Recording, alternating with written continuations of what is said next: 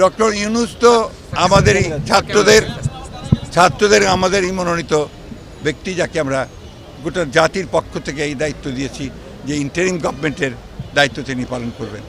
আমরা অত্যন্ত আশাবাদী যে তার মতো মানুষ সফল নেতৃত্বে, যোগ্য নেতৃত্বে এই যে বিষয়টা আপনি বললেন এটা কাটিয়ে উঠে তিনি এটা নিয়ন্ত্রণ করতে পারবেন। সবচেয়ে বড় বিষয়টা কিন্তু শুধু সেটা না, এই গোটা প্রবলেমটার একটাই মূল, সেটা হচ্ছে গণতন্ত্রের অভাব।